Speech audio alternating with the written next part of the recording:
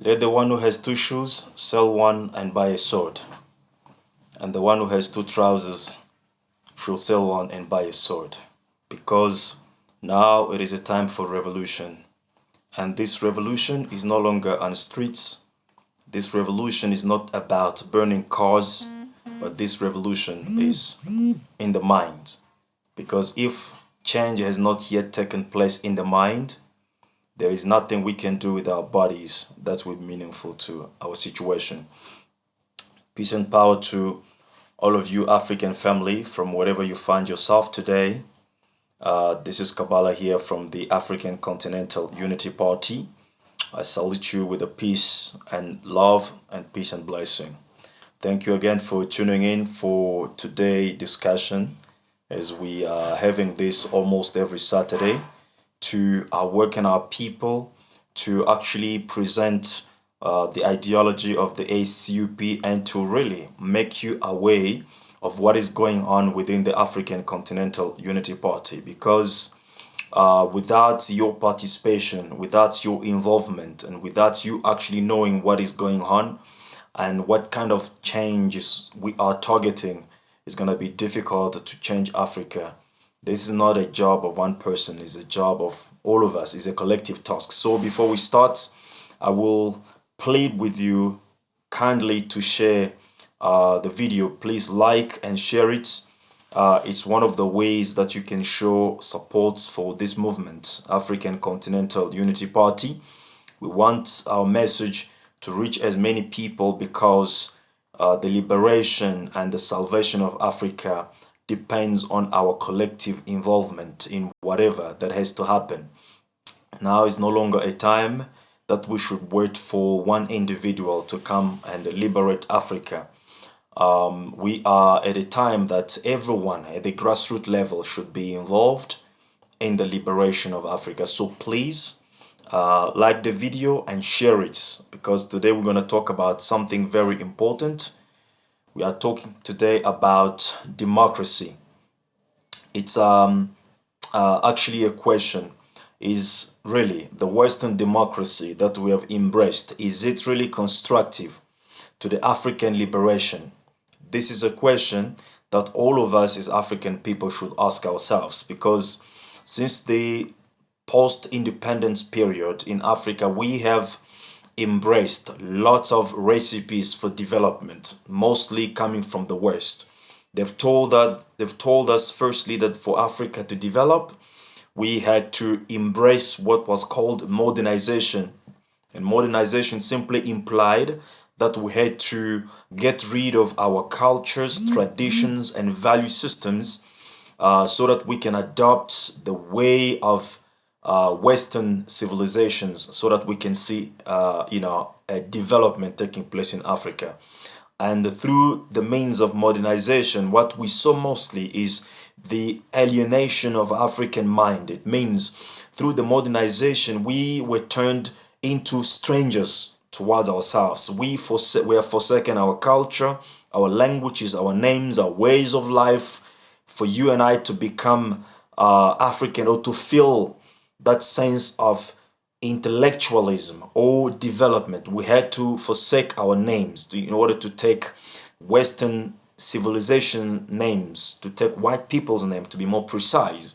And we have gone all through all these things. And from modernization, we were told about industrialization, economic development, basic needs. These are all steps that Africa has gone through to in the process of development, but still the same development that we were longing for is still to be proven today.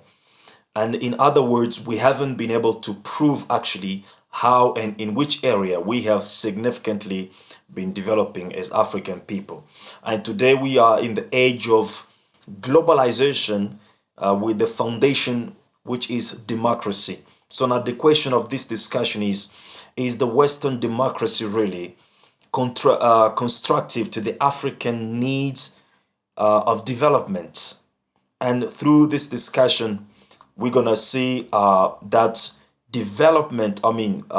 democracy, the Western democracy to be more precise, cannot be constructive to the African need of development and cannot be constructive to the needs of Africans' development. I've repeated myself. And before we actually uh, dive into the depth of the discussion, there's one thing that we have to understand, one statement that I need to make, that each one of us need to think twice about it to understand. The, the vision of the African Continental Unity Party, it is to rebuild Africa as a global power base. That's number one. It means we are longing to give to ourselves a dimension of power. Well, any people speak about power. Uh, of course, most of political parties want to seize power and talk to people about power. But we need to understand one thing. It's fundamental, and that is power does not come as a result of electing leaders. Power comes at our abilities to define realities. Let me repeat myself again. Power is not a result of election, of electing leaders, or we don't become powerful people by electing leaders. We become powerful people when we are able to define realities. This is very important. And this is where a Western democracy is not constructive to the African civilization and to the needs of African development. This is where the Western democracy becomes destructive to the need of African development and prosperity. And the second thing that I need to mention here, that we all have to keep in our mind, is this. Your country, as it is right now in Africa, especially if you happen to be in Africa, and even if you are living in the diaspora, your country that you have now was not created by people at the grassroots level, but it was created by powerful people and the elites who did not have interest in the people at the grassroots level.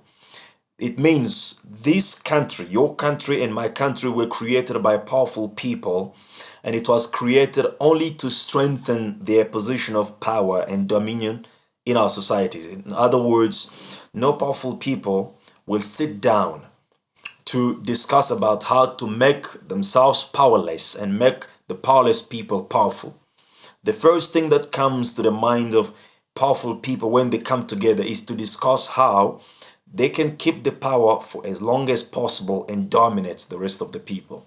So these two statements that I've just made are very important for the understanding of everything that I'm going to speak. And as we are moving forward, you will get to understand why I had to say what I'm saying or what I've just said, and you will actually obviously situate or position the discussion in a way that you understand that the democracy, the Western democracy, as we have actually embraced it, cannot be constructive to the need of African development. It is actually destructive to our development. And if we want to change the reality of our lives today, we need to think twice about the concept of democracy and how it is applied. And as a solution, I will introduce to you what we do within the African Continental Unity Party, what we want to change, or the change that we are actually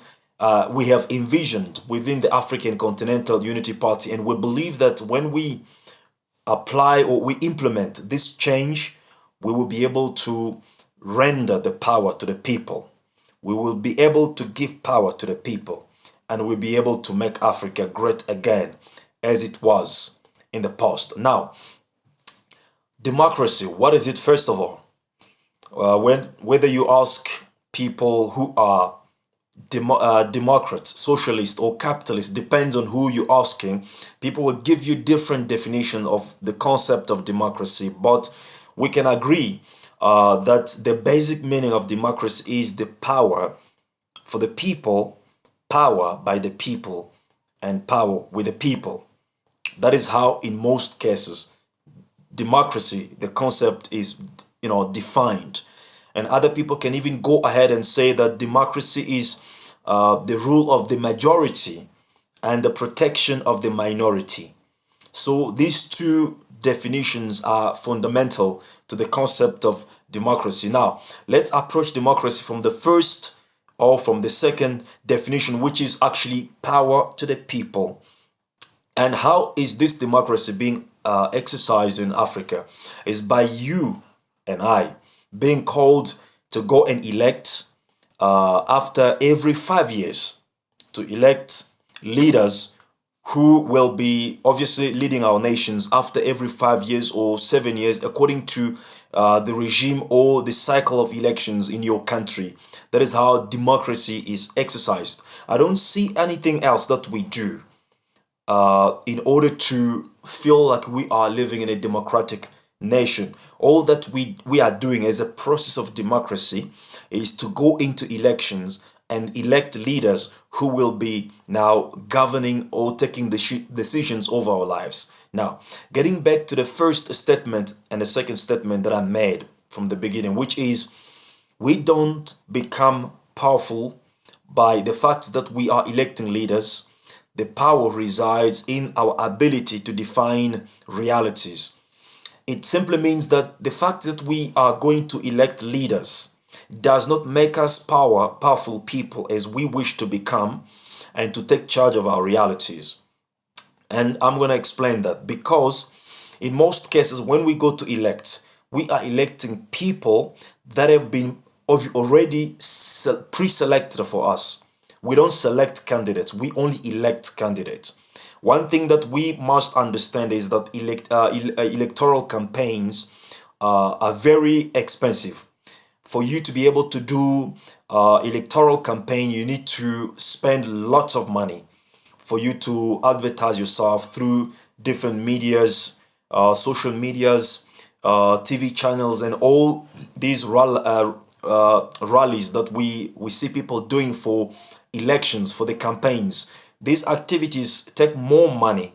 They take millions of US dollars. And in most cases, we don't sponsor those campaigns as African people. All that we do is to go and elect. But we have never asked the question of who does actually fund the campaign of the person that we are electing. These are the important questions that we should be asking because, because when we don't ask these questions, we don't also realize that there is a motivation or there is a kind of an assignment behind every leader that we are electing, because there's a difference between selecting a leader and electing a leader. When you select a person, you choose among something that is not yet known. You select among what is existing, right? You pick up, you make a choice, you select. And when you select, you discuss with that leader. You tell him, I'm selecting you for these mandates, for 1, 2, 3 things that I want you to do for me. And for you to be able to do that, I'm going to fund your campaign. I'm going to give you this amount of money. You need to go and market yourself to the public in order for you to be elected. And when you are elected, this is what you are going to do in order to pay back the money that I've spent over your campaign. This is the process of selecting. Now, the process of electing is a process that we are normally doing every time when we go for elections. We see a candidate that have been already pre-selected, that has been funded, the money has been provided, and he just comes and we go and we elect, but we don't give him a mandate. We don't give him a mission. We don't give him an assignment. We are just electing because we saw that this person speaks well, this person looks good to us, and sometimes we electing those people based on the fact that this person is from my tribe, is from my province, and is from my village and stuff like that, even if the person does not have the capabilities to make things happen. And I'm going to give you an example to make this more clear. When we elect politicians, when politicians come and we elect them, is because we want to get them working for us. We want to hire them in reality so that they can work for us. And in principle, we are the ones who are supposed to pay them money when they come in our communities. We are the one who are supposed to, to give them the money when they come to do rallies in our communities. But interestingly, when you see during the campaigns, you will see that politicians are the ones who come in our communities with the money. They come and give us the money to tell us to vote for them. They come and give us t-shirts so that we can vote for them. Sometimes they come and give us food so that we can elect them. So in other words, these people have been given money to come and buy our votes. That is why they come with the money. And the fact that we don't support financially their campaign, we don't fund their campaign or a politician, we cannot give them the mission or an assignment, and therefore we cannot make them accountable when they go in the parliaments. And that is the first mistake or the first step of the so-called democratic system in Africa. And that's the reason why when these politicians go into parliaments or go into power, most of decisions that they are taking are decisions that are always in contradiction with expectations of the masses. That is why you see most of times when they decide to do something, we descend on the streets to protest. It's because whatever decision that they have taken is not really in reliance or compatible to our expectations. They will sign deals with some foreign companies to mines in our communities against our will, and we go down the street to protest against that. So you need to ask yourself, how comes that you have voted people, you have elected people to speak for you, to work for you, and to defend you, but most of the decisions that they take are against your community, against the environment in which you are living, against your well-beingness, and against the prosperity of you people who have elected them? This answer is very simple. It's because these people have been pre-selected by other entities. They have been given a mission and a mandate by other people. And what they do when we elect them is to fulfill the tasks and assignments which have been given to them by those who pre-selected them and those who funded their campaign. It is very important that we need to understand this. And this is what we can call confusion. This is how the system works. When we are dealing with a wicked system as we have it in the world today, a system of white supremacy, it has to sustain itself by confusion, by keeping the masses in confusion.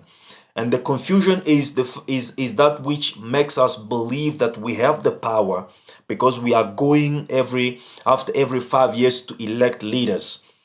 And we believe that we have a power, we believe that we have achieved a democratic process. But in reality, that democracy does not listen to our voice. That democracy does not respond to our aspiration. That democracy does not reflect what we as a people want to see happening in our communities. That is the key there to understand. So based on this first explanation, we must say that this democratic system is a trap to the African people. Is a trap to the African people. Number two, to explain how the inefficiency of the Western democracy in Africa. In every country, you have different ministries or different areas. You have the Ministry of Labor, you have Ministry of Economy, you have Ministry of Defense, you have Ministry of Agriculture, you have Ministry of Arts, you have Ministry of Leisure, you have Ministry of, infrastructure. You have different kind of ministries in every country. All these ministries are entities that work together to make a system well functioning. But the core objective of all these ministries is the economy of a country. In other words, every decision of a nation or every decision of leaders in our nations can only be based or can only be weighed in its economic output. Because all the activities that we are doing or that people do when they go into power or those who are leading us, the activities are supposed to improve or to develop the economic condition of the country. What they do should be able to create jobs, to create the economy, to bring more money, to create wealth in the society so that the conditions of the citizen can be improved, and therefore the development that we are longing for in Africa can be achieved. So economy is the backbone of every society. Economy is very, very important. So it means that if a democracy is real, it should be able to enhance the economic conditions of the people. If democracy is real, it should be able to enhance the economic condition of the people in Africa. So it means we should be seeing the democracy centered on the economic development, economic activities of a nation and of our lives. And we should see the impact of democracy on the economic aspects of our life. I'm sure you understand what I'm saying. Now, let's go practically to see if really democracy contributes to the economic development that we need, in our personal lives and our collective lives as African people. And if there's a place where we could see democracy being obviously implemented, it should be in our workplace. It should be in our workplaces where we are working, in our companies, in our enterprises where we are working. That is where we should be able to see democracy really at work. Because, as I said, every decision, every institution in society today should be weighed according to the economic output it brings to in our lives. So now, when you go in a company, in a place where you are working every day, you realize that there's no democracy. You get there. Since you get there, they tell you what to do and how to do it. They dictate everything that you are supposed to do. You don't have a say in anything that is happening in the economic reality of your life, which means in a place where you are working. You don't have any say. You don't have any decision. You don't have any votes. Everything is being decided for you and over you. Every decision is being taken for you and over you, and you just execute. And it means there is autocracy and dictatorship in the working places where we're supposed actually to see democracy at work. So what is the use of democracy in Africa if we cannot see this democracy at work where we spend most of our times? Because remember, if you have never realized it, you're sleeping for half a day and you spend another half of a day at work where you are working, right? So if you have been living for 40 years, you have been living approximately for half of the number of years that you have. That means if you are 40 years now, it simply means that you have been living maybe for 20 years, because you spend almost the half of that time sleeping, unproductive, doing nothing, right? And the other half that you've been living under a dictatorship of your workplace, a dictatorship of your boss, of your employer, telling you what to do and how to do it. So you have never been able to exercise democracy. It means to rule your life, to decide for your life. Everything that you do in a workplace has been decided over you. How can you say that democracy is good for Africa if this democracy does not really improve our economic situation? If this democracy is not applied in our working places, where we are working, where we are spending most of our times, you must think about it. You must think about it. And look what happened at work. When you work, you produce. When the company is doing bad, you can get blamed for that, right? You can get retrenched. You can get your salary cut off because the company is not doing well. But when the company does well, you are not now involved in the benefits of what the company has produced. You are not called by your employer to say, okay, now we are in a democracy, you need to vote what we have to do with the profits. No, that profit is shared among the shareholders and the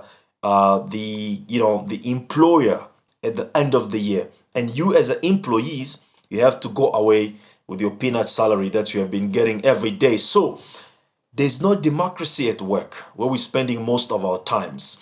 There's no democracy, really democracy, every day of our lives, because whatever decisions that are being taken in the parliaments are always against the will of the masses. So where do you see democracy constructive to the African reality? And how do you see that this how do you see the future of Africa being built with this current democracy that I've just described? Because whether you go in East Africa, whether you go in Southern Africa, whether you go in West Africa, in Central Africa, even North Africa, in so-called democratic nations, this is the reality that you will see. Even in Europe, this is the situation that you will see. Democracy does not exist. It exists in words. But let me tell you something about the words. A term or a concept cannot be qualified or cannot be declared beautiful only by the means or by the way it is defined. Let me say something. Let me say it in different ways. Democracy cannot be stated as a good system of governance in Africa simply based on how it being defined as a rule of the people, by the people, or for the people. That is a beautiful definition, by the way. It cannot be simply based on that definition that we must say that democracy is a good, but we should see democracy as a good based on the results that we have been able to achieve by using democracy. But since the introduction of this Western democracy in Africa, what have we seen really? Except going after every 5 years to elect for leaders who then turn themselves against us and begin to implement the policies and the ideas of the people who pre-selected them and the people who funded their campaigns. Can we understand that we have put ourselves in a trap as African people? It is clear in our eyes. But how can we now change this reality? That is where comes now the ideology of the African Continental Unity Party. For a lack of better word, we have called our political system the African Inclusive Democracy. As I've said, is for the lack of better word. We would have called it differently, but because many African people are still accustomed to the concept created by Western world, if we have to come and say we don't even mention the term democracy in our ideology, many of us will have thought maybe we are dictators, we are coming with the autocratic, ideology or philosophy and stuff like that. That's why we had to adopt it, the concept, but we call it African Inclusive Democracy. How does it work? We believe that we, the African people at the grassroots, we must be in charge of our own lives. We must take responsibility for our own lives, our own actions and our outcomes. We believe that our lives will never, or Africa, to be more precise, Africa will never develop from a process of top-down, process. Let me repeat that again. Africa will never going to develop as a result of top-down process or leadership.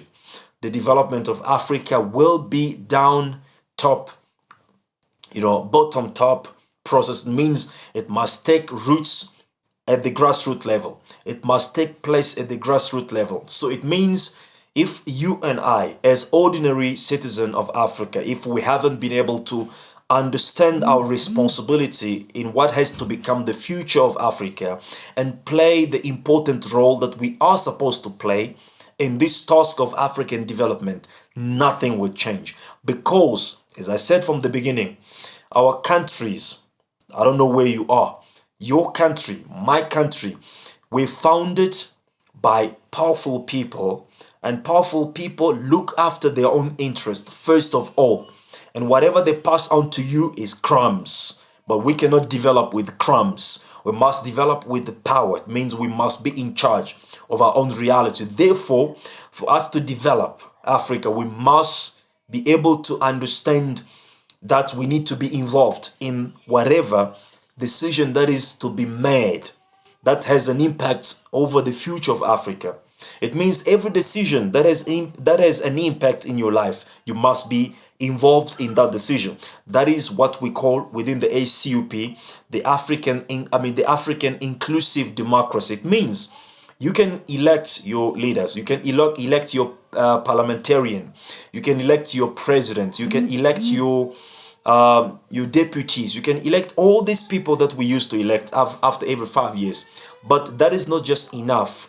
In ACP, we say we must be involved in everything they do throughout the years of their mandate. It means if they go in the parliament, right, to study a particular policy or law that has to be implemented, or particular bill that has to be amended, that will have impacts in our lives, in our daily lives, we must be involved in that process. They can study the law, they can study the bill, they can discuss about it, they can do all kind of theaters that they used to do as we know them. But before that bill get to be amended, to be approved by whoever who is supposed to amend the bill, either the president, the prime minister, who whatsoever, we must have a say on that particular bill. It must firstly be presented to the people, to the masses. We must understand it, we must evaluate it, and then we can say yes or no. It must pass or it mustn't pass. By having this democracy or this democratic system implemented, we have a chance. We have a chance to capture the power structure of the system. Let me tell you one thing, if you haven't been able to realize it, according, I mean, in the you know in a geopolitical context of the world today, our political institutions are being seized by multilateral corporations, by what we can call, in other words, the transnational capitalist class, with their corporations, with their enterprises. They are seizing the power structures of our political institutions today in a way that they are buying politicians. They have politicians in their pockets, they're giving them money and then sending them into into public institutions through what is called lobbyist group. They are now able to tell these politicians, you must take this you must you must implement this policy, you must implement this bill, you must implement this law. And all these bills, these laws and policies that are being implemented up until today are working to strengthen the position of neoliberalist capitalist, are only actually making easier for multinational enterprises to come in our communities, to plunder our resources, to pollute our environment, and to leave us in poverty.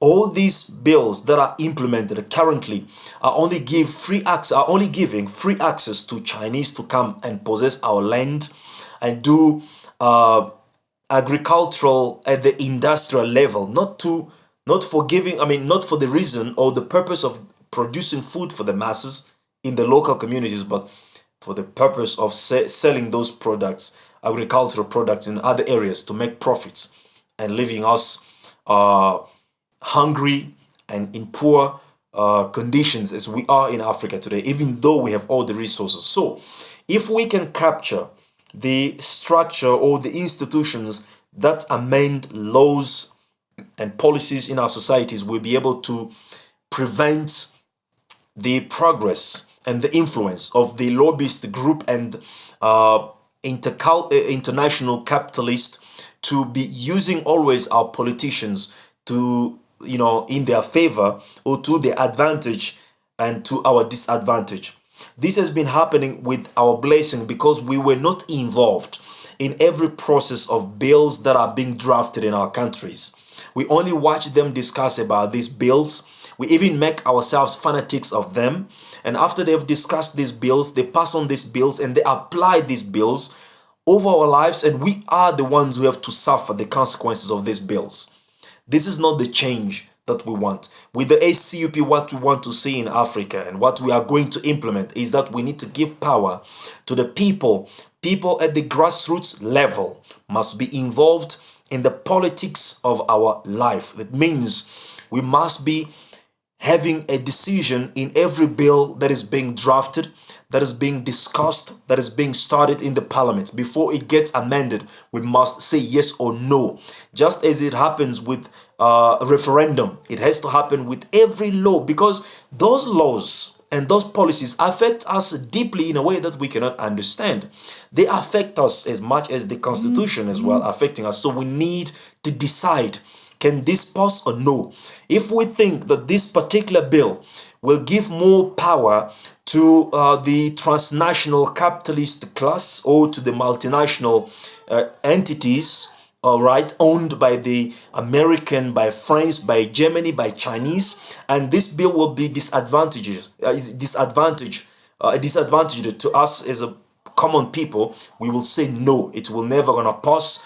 And that is how we can serve our political institutions. And this is what the ACUP is all about. So you see, when you join the African Continental Unity Party, you are not just joining any ordinary political party. You are really joining a real revolution, something that will actually turn around the tables and give the masses the power which indeed belong to them, and obviously remove the power in the hands of a tiny number of people, in a handful number of people who make most important decision of our lives, and we have to live with the impact of those decisions. And this is what the ACUP is all about, right? And before I conclude, I need to say something that is very, very important here, and that is, we don't change a nation with a good job. Because sometimes we think, because politicians, they come to us, they say, elect me, I will create job for you, I will build roads for you, I'll build bridges for you, I'll build houses for you. All these things is good, and based on these promises, sometimes we say, okay, let's elect this and that candidate because it's going to create job, it's going to bring foreign investors to create job for us, and we believe that is good for us.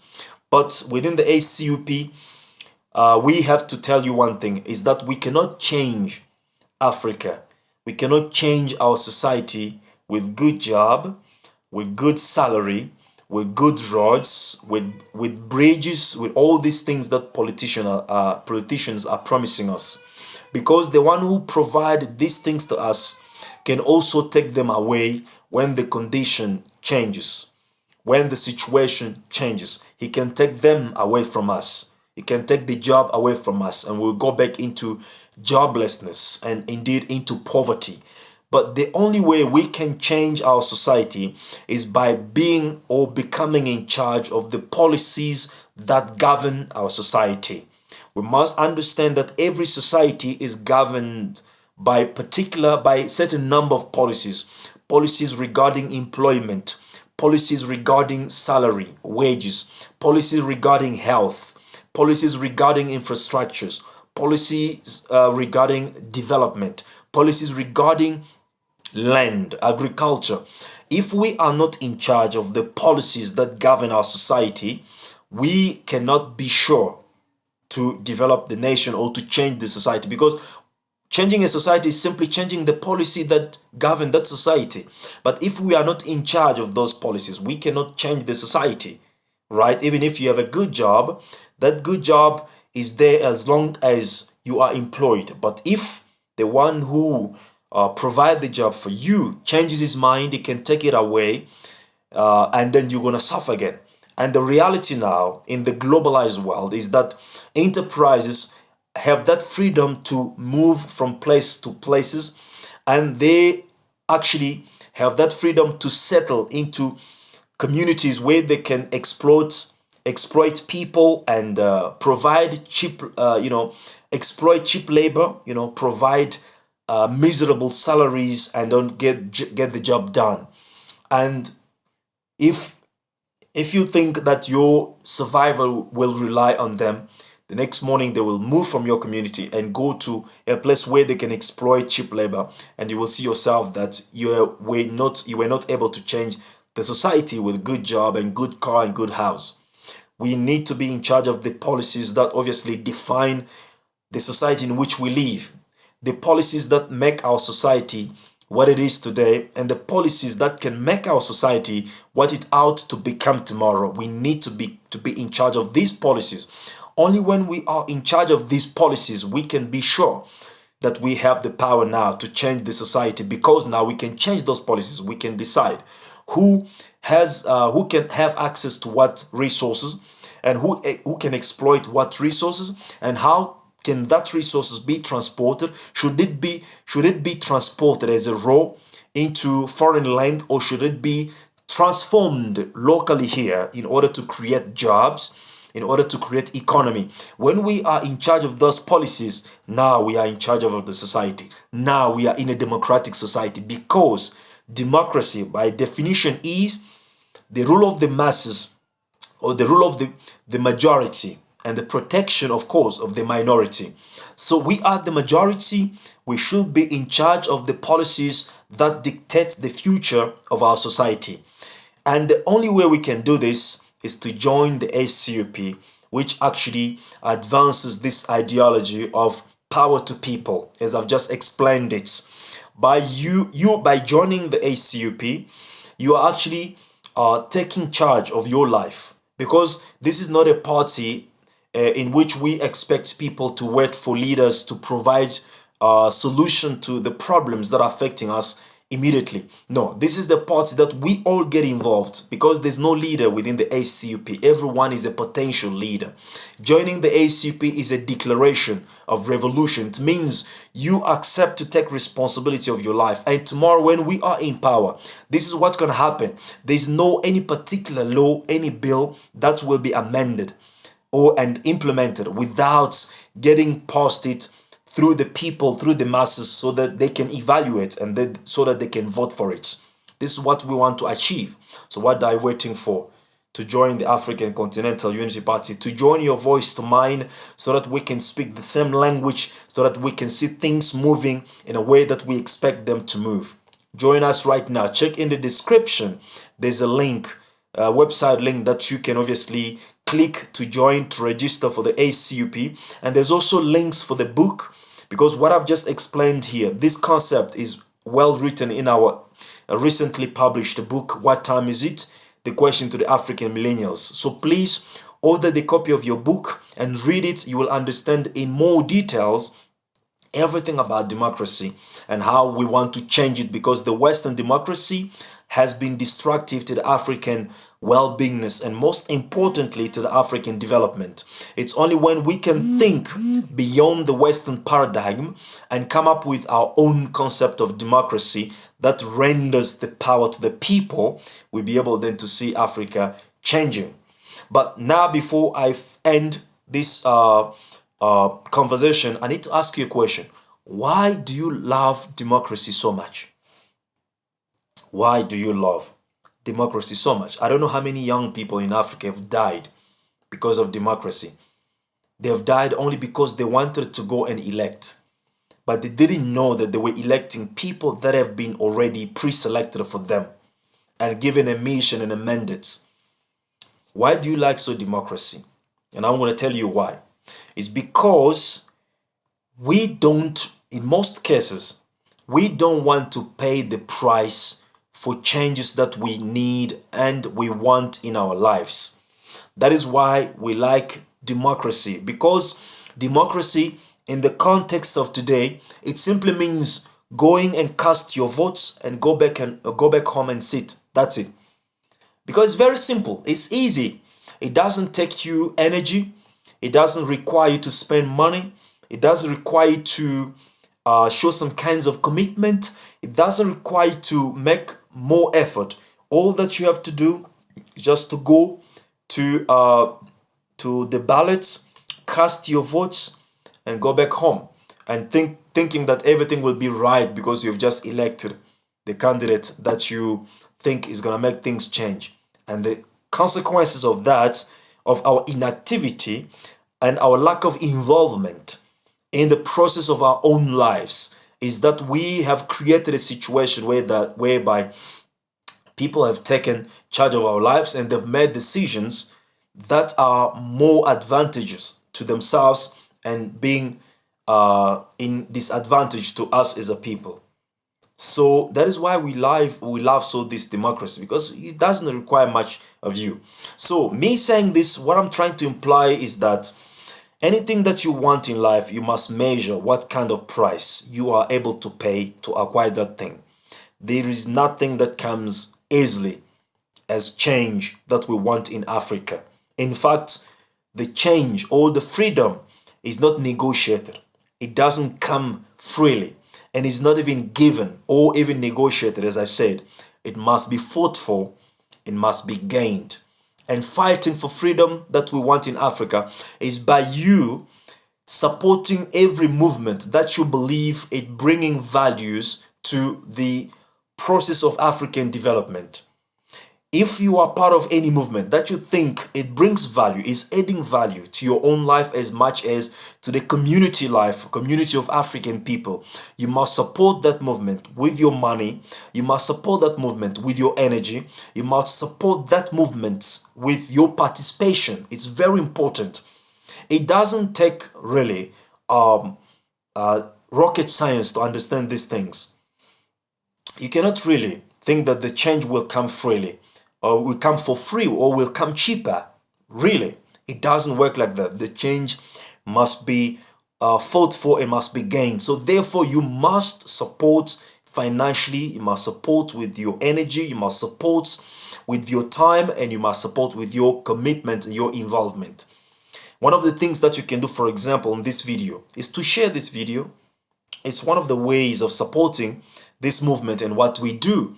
If this really adds values to the African struggle for development and freedom, what you can do, the simplest things that you can do is to share this video, is to buy the book in the description, is to register to to the party, or is to even support us financially as you go on the website, to support us through PayPal, to support us. We need a lot of money to do a lot of things that we need to do for this movement to grow further, and to to bear fruits as we are willing to do it, to be implemented in every country. All these things require money. To open offices and to run these offices, it requires money. You can support. So we are no longer in that stage of longing for free freedom or for free change and free development that other people must bring for you. Because if they have to bring it for you, they are bringing their own freedom, their own change, but not yours, really. So if you want change, don't sit down for 5 years to wait for the next election to go and elect and expect things to become better. You must be involved, or you must be willing to be involved every day in the process of your in the process that actually define your outcome and your future. You must be longing to be participant in every decisions that affects your life. And that can be done through the process of African inclusive democracy that we have in the African Continental Unity Party. You can also be involved, as I said, by supporting what we do within the ACP, by joining us in contributing with your skills in any particular area, so that we can see this movement going forward. By obviously contributing your monthly fees or your yearly fees, your membership fees, or whatever fees that you can contribute with, so that the ACUP can go further.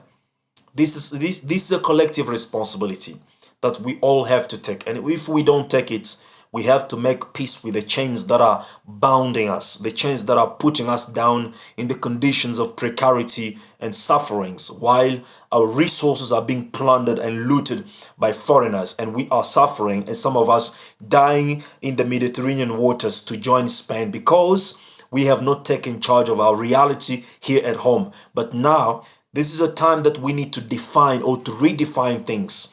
The 21st century is a century of Africa, because we have all that it takes to make Africa great again. But it only depends on you, on what you want to do and what you want to achieve in your life. You want to achieve destruction, follow the Western democracy and support it. You want to achieve reconstruction of Africa as a global power base, join the ACUP, and let us push this ideology of African inclusive democracy as I've just explained it. And above all, it is very important that we understand this. We need to stop being spectator in the theaters that are taking place over our lives. We need to rise. We need to seize the system and the power structure and make our lives meaningful again. Peace and power to you, African families, from wherever you have been listening to me today. If you have two shoes, now it is time that you sell one and buy a sword. If you have two trousers, now it is time that you need to sell one and buy a sword, because it is time for revolution. And this revolution is no longer on the streets. This revolution is no longer about burning cars. This revolution is all about the mind. If your mind has not been changed, nothing you can do with your hands will be meaningful to you. Peace and power again. Until then, thank you very much.